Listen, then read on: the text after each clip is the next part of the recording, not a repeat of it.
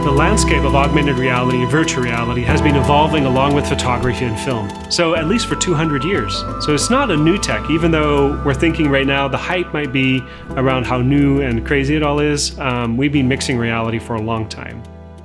Barry Hoberman is a media artist and research associate professor at USC Cinematic Arts. Barry has been part of the evolution of mixed reality since the 80s and seen a few generations of it. Let's hear his perspective on the evolution. So, the most immediate thing that comes to mind is I gave a talk originally a year or so ago at an art conference in Virginia, and it was on a panel about pre-cinematic history, and I was asked to give a talk, kind of drawing some parallels between that period and our contemporary moment. So I prepared a talk which actually helped me think through a lot of things that I'd been sort of throwing around anyway, drawing parallels between that period before cinema kind of took over and kind of, in a sense, sort of killed off a lot of interesting technologies that we generally tend to think of as pre-cinematic, as though they only existed as sort of proto-cinema, and then when cinema was perfected, we forgot about all of them because we had the right thing now. And then seeing that now, as we move into an era of digital technologies and more immersive technologies, we're actually reviving many of those exact same devices in new ways, and trying to kind of look at what's going on now and some of the forces back then that I think were kind of that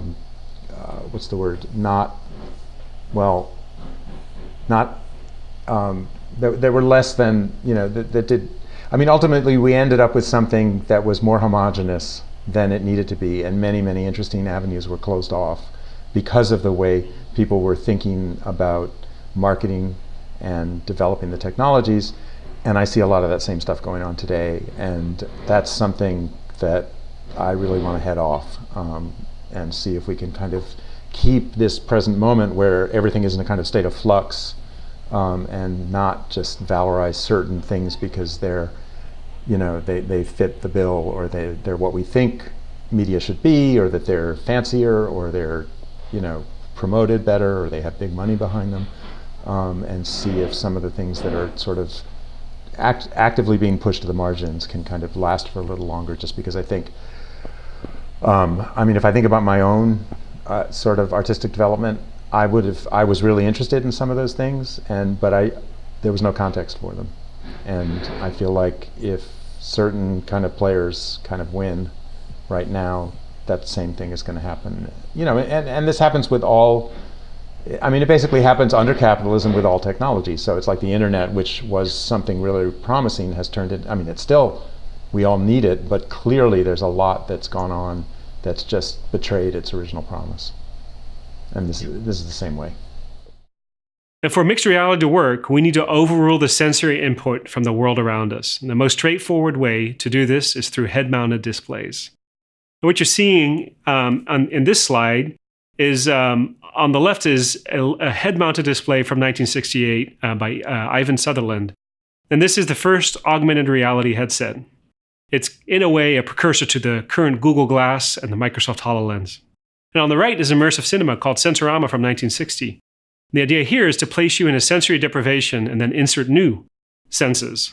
This is a precursor to Oculus Rift, Vive, Gear VR, and the Google Cardboard or Daydream headsets that we see now. So for some context, let's look at the evolution of head-mounted displays. In this slide, it shows the evolution of the head-mounted displays up to 2013. It doesn't show right now, but it's instructive to see that a lot of work and research has been done around this. And the current available headsets and everything we have are evolutions of this research. So we've been, as scientists, we've been really interested. Scientists, academics have been interested in how we perceive and how does our mind work. And it's turned out that virtual reality is a really interesting way to get into that and to think about, if I put you in a virtual reality and simulation, start seeing how you respond to that simulation, that helps me teach something about how you perceive. So the history of augmented reality, virtual reality, is in essence also a history of us as humans learning more and more about how we perceive and how perception works. If you want to read more about the history of VR, I highly recommend the VR book by Jason Gerald. The image on the slide is from that book. If you look at if you're looking at the slide in front of you, try and find the 1990, the headset around the 1990. And if you look to the left of that, you see a huge explosion in the amount of headsets that were created after that. And actually, there was a bit of a VR hype in the early 1990s. At the same time, the internet took off. The Nintendo VR Boy is the most commonly remembered flop of that VR hype. And we're in a VR hype now, and we're in an augmented reality hype now. And it's, we'll see where it goes. But in the 90s, the processing power was too low to effectively hack our senses into believing what we were experiencing was real.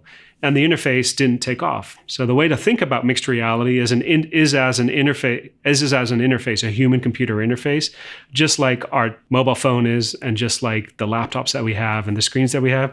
These are all interfaces to dynamically, displayed content.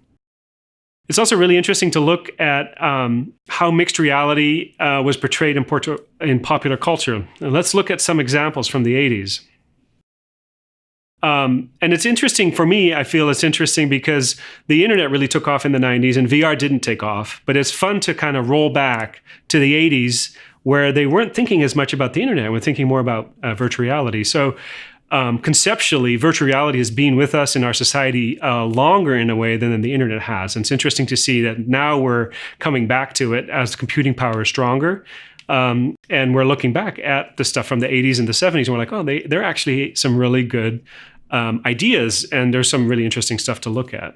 And one of them is a book, Snow Crash by Neil Stephenson, where he describes an internet and a virtual reality pretty well. And it's actually interesting to read. I highly recommend it.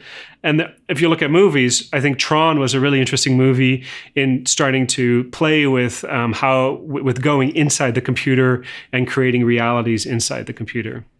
And then finally, RoboCop is an interesting, somewhat dystopian version of augmented reality. And when you look at the HoloLens and other augmented reality stuff that's coming out, you'll see a lot of people are referring back to RoboCop.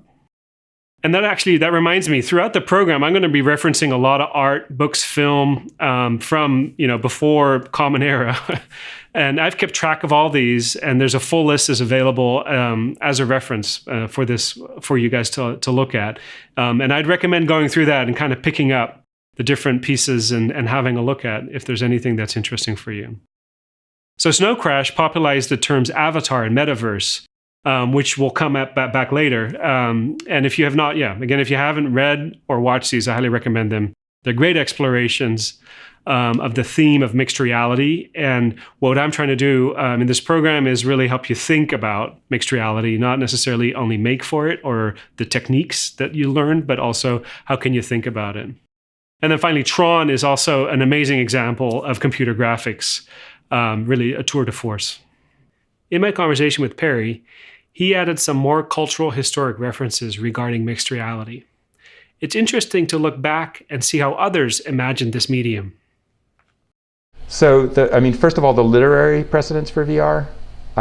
We all know, we all have Neuromancer and Ready Player One and Snow Crash in our heads. But, you can kind of trace it back, more than 100 years. Going from, the single most sort of accurate sort of prefiguration of VR is a book called Simulacrum 3 from the 1960s by Daniel Galloway. It was made into a TV series by Fassbinder called World on a Wire, and then a kind of crappy movie called The 13th Floor.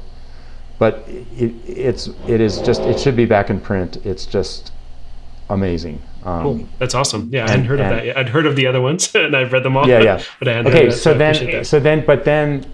Then there are a couple of writers like Philip Dick and Stanislaw Lem, who all through their work they're prefiguring. So it's hard to pick any particular work by either of them to zero in on, especially Dick. And then there's there's the Ray Bradbury story from the 50s called the Veldt, which is like a key text that all of us think about a lot. And then, okay, this one I just discovered recently. There was a writer named Stanley Weinbaum who wrote in 1949 a story called Pygmalion Spectacles, which is totally incredible. And actually it's kind of, he describes a technology that's not that far off, but the mechanism he describes, the process and the experience, is very close. And then going back further, there's a novel by an Argentinian writer named Adolfo Bioy Casares called The Invention of Morel. That's about a kind of a camera that captures reality that is just totally incredible. But then I'm sure there's others, and you can actually kind of go back. I mean, like back in the 90s when VR was being talked about, and people would give talks on the prehistory of VR. They would generally go back to the cave paintings at Lascaux, which was kind of like, okay, and they're right in some ways, and as Herzog makes the point in his Cave of Forgotten Dreams movie that those drawings would seem to be animated by flickering candlelight, which is how they were viewed, which is like really interesting. But the earliest story that's really, really close to VR is a story by H.G. Wells from 1895 called The Trouble with Davidson's Eyes, in which he describes telepresence with no explanation whatsoever. He just describes the experience of it. So, and that's kind of amazing that somebody was thinking like that back then. Okay. So now that we have this context, we understand some of the history of mixed reality, I want to talk about the term mixed reality itself. So because we are in a fast evolving field, the names and categories of things have not been defined. It's very similar as to the cabinets of curiosities, where people didn't know what to call things. They had different names for stuff, and there really wasn't any rhyme or reason. In a way, we're kind of in that space now when we're looking at virtual reality, mixed reality, augmented reality, extended reality, merged reality. There's a lot of words and there's a lot of debate about the terms to bring in. And then also commerce and marketing departments are really trying to own any one of these so that they can attach their product or their platform specifically to that. I'm trying to stay away from that. And for me, the best term or the best definition was defined by the academics Paul Milgram and Fumio Kishino. And they defined mixed reality as anywhere between the extrema of the virtuality continuum. And so when you're looking at this slide, it's basically any innovation, any display-based intervention that you do from real, what we think of as real now, all the way to completely unreal, and you're taken away from your environment. And I'm adopting this definition for this program. So mixed reality is any technology that fools or hacks our perception into thinking something is real while in fact it is not. So it's important to kind of have an idea of how I'm thinking, how I'm using that term. So the key thing about mixed reality is that it hacks our senses. It's not defined by a specific interface, hardware, or platform. There's a spectrum of things that can do mixed reality for you. And it describes a range of technical interventions that hack our senses and allows us to author fabricated realities. Our audience experiences to various degrees of real. So the better those interfaces can hack our senses or fool our senses, the more real the audience is going to think what we've created. Having a broad definition, like I put for mixed reality, allows us to explore without being bound by the current state of the hardware. Because hardware and the interfaces and the platforms that we have right now, they're going to evolve very quickly. So what I describe now, 6 months or 2 years from now, will have different names and we'll have different ways to think about. But just as we learn looking at Neal Stephenson's work or at Tron's work, we can be inspired by things that happened 30, 40, 100, 200 years ago. And I want to focus on the ideas and experiences, not on the hardware or the technology. The thing to keep remembering is that technology is evolving fast. So for example, the smartphone, as we know, is barely 10 years old. And we can expect the same to happen with hardware interfaces that deliver mixed reality. With that said, let's look at the interventions currently available to us creators. As we saw earlier when looking at the history of VR, there's quite a diversity in head-mounted displays. This slide just shows a few of the current ones that are on the market available right now. And for mixed reality to be effective, the displays we use as interventions need to be able to track where we are looking. They need to be able to track where we are in space and then rapidly update the content on our screen to trick our perception. So when you think about what needs to happen is it needs to render a frame onto those displays much faster than our eyes can look, which is, if you're familiar with film, is 24 frames per second. But not only do we need to trick our eyes, we need to trick our whole balance system and all the senses together. And so it needs to run at 90 frames per second or even 120 frames per second, which is just 10 milliseconds to render 2 frames on 2 different displays. So technically, it's quite a challenge to get to that point where it's going to be fast enough to really, insert itself between what you're seeing when you're looking around and what you're seeing when you have your headset or you're looking through a headset. So we have 10 milliseconds for the screens, for the displays to get updated or the frame to get rendered, put to the screen. And not only do we need to render those frames quickly, we also need to render the view of that world accurately so that it matches what you're doing. And that's called tracking. And tracking is figuring out where is your head, where are your senses, where are your eyes, where are your ears in space, so that we can place that same head in the virtual space and render that. So within that 10 millisecond, not only do we need to make the pixels, we also need to make sure that you're looking at the right thing, that you're not lagging. So if I move my head, I want the screen to update as quickly. So imagine I'm looking at a box and the box is in front of me. If I move this way, that box needs to be over here like that. The tracking and how quickly and how well that tracks, that's called tracking. So basically determining the position and the rotation. We'll talk a bit more about this in the next slide, but the position and the rotation of your head in space. And good tracking means a good experience. And poor tracking, a poor one. And poor tracking, the result of poor tracking is pretty drastic. It can make people nauseous. And that's something you want to be conscious of. As we go through, we'll talk a lot about how do we make a comfortable experience. And when I mean comfortable, I don't mean comfortable as in I'm sitting in a chair. Am I comfortable? I'm thinking, am I comfortable and not getting sick when I'm in this headset? And what can we do? So a good indication of quality of tracking is expressed by the amount of degrees of freedoms it allows. Let me talk about that for a second. So we're talking about tracking in translating is what they call it, as you move your head back and forwards. So as I move in space, that's one form of tracking. I want to know if my head moved to the left or to the right. That's one form. Another form is where am I looking with my head and what am I doing? So there's 2 degrees of freedom basically between there's 6 degrees. There's 3 degrees where I'm moving left, right, forward, back. This is the physical space that we understand. And then the other is rotational tracking. So where am I looking? These are two different tracking ways. These are 2 different axes around which we track. Let's dive deeper into concept of degrees of freedom and then how it's core to mixed reality and how mixed reality hacks our perception. So the images on these slides show the 6 degrees of freedom I was just referring to. If you only track yaw, roll, and pitch, you have 3 degrees of freedom. And so think of that as your head on a pivot. And all you can do is you can only pivot around. You can't move your head.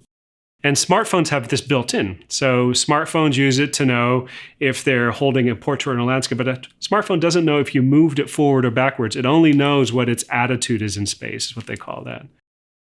With only these 3, you get the equivalent of a camera on a tripod. You can look around, but you can't move. If you want to add another 3 degrees of freedom, you want to track where somebody is as they're moving left to right. And so in addition to the attitude, you want to figure out where they are in space or how much they moved from the previous frame to the next frame so that you can match your system to move that much too. And the best systems on the market have 6 degrees of freedom. So now we understand the concept of tracking. We can start talking about the hardware, all the different headsets that are out there. Currently, there are 3 scales at which the experiences and tracking happens.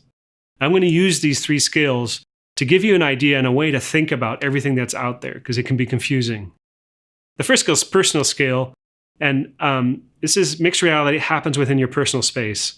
So it's just here, just looking around. I'm not moving. Nothing else in the space is happening, and I call that personal scale. Room scale is mixed reality that can track you in a specific space. So if I move to the left or if I move to the right, the tracking is aware of that, but it's limited to just that space, that room. You have to set that room up. World scale is mixed reality can track you in most environments. So you could go out, you don't have to set that room, you don't have to remember the room, you have to do nothing to the room, it will just work. And that's the most flexible of them all. So let's look at an example each one of these. So let's start with personal scale. The examples on this slide all need an external device that you bring together, a viewer that is typically very simple to create, cheap to manufacture, and then a more expensive mobile phone to create the experience. And what's nice about the personal scale is how affordable and has the broadest reach. So most people already have the devices in their pockets to be able to have these experiences, and they just need to bring the viewer and add the viewer to it. Another nice thing about personal scale is that it's not tethered. You're not connected to anything. It will work anywhere. So while it doesn't recognize where you're moving, it knows where you're looking. And you could do this when you're in a train or when you're waiting. So you could do it any place you want, as long as you have that hardware with you and the viewer with you. Now let's look at room scale. This slide shows a few examples of that. And in room scale, all the devices that are currently out have tracking in 6 degrees of freedom. And as I was explaining earlier, the more degrees of freedom that you can track in, the better the experience is. One of the drawbacks of these headsets is that they typically need external sensors. That means you need to somehow set some cameras up or some sensors in your room, and they're looking at your headset and trying to figure where it's at. So while you get a very high fidelity, good experience with that, the downside is you have to hook up your room. So if your room's not hooked up, this headset's not going to do much for you. Now, there's an evolution in headsets that are doing inside-out tracking, but you're still limited to a specific space because all these headsets, they offload the computing to a PC or a laptop or a piece of hardware that is not part of the headset. So when you look at the personal scale, the hardware is in the headset. The hardware that makes the pixels is in the headset. It's all together, and there's no external dependencies. Room scale, there typically is an external dependency, and you have to have something in your room with you, some sensors or a PC to render everything. These systems do all come with handheld controllers that accurately track in 6 degrees of freedom, and being able to know where your hands are and have controllers that are in your hands, that's another way to another sense that we can get into. Proprioception, the understanding of where we are and where our body parts are in space. So if you can create the idea that you're holding a thing and you're feeling that thing in your hand physically, and in VR you're looking, or AR you're looking at your hand and is there, your mind and your perception is tricked one level more than just looking at a 3D space. So hand tracking is actually critical to create an even higher sense of immersion. And what's also very nice about hand tracking is now you have agency to do something in that world. You can bump into things, or you could shoot something, or hold something, or grab something and throw it. Or you can make movements. So being able to use your hands in the virtual world totally creates a very new level of immersiveness and interactivity that you can create. A drawback to room scale devices is that they offload the computing power to a PC or a laptop or an external device. And they use a tether to get to that. So you're not freely to move. You can't go into another room or outside. You're always going to need that device with you. Handheld is more commonly referred to as augmented reality. So augmented reality is world scale. And the format's getting a really big boost from Apple and Google through the release of ARKit and Google Tango. So our phones are becoming more and more, our phones are getting sensors to better understand where they are in the world and what they're looking at. And because the phones can better sense that, they can then come back and fool you better. And so handheld augmented reality is really interesting that way. The other is the Hololens and Meta. These are also Magic Leap. These are 3 devices. They are head-mounted, so it's even better because your hands are free to do what they want to do, and it tracks your head, and so you're not looking at a phone through a phone. It's much more immersive. And similarly to your phones, these headsets have sensors in them that allow them to figure out what's the world, where are they in the world, how tall are you, how far are you from the floor, so that they, if they want to render a hologram that's on the floor, they need to know how far the headset is from the floor. So that's a part of sensing that they bring in. So now we've looked at the 3 scales. Let's do a demonstration of the different devices to see how they work.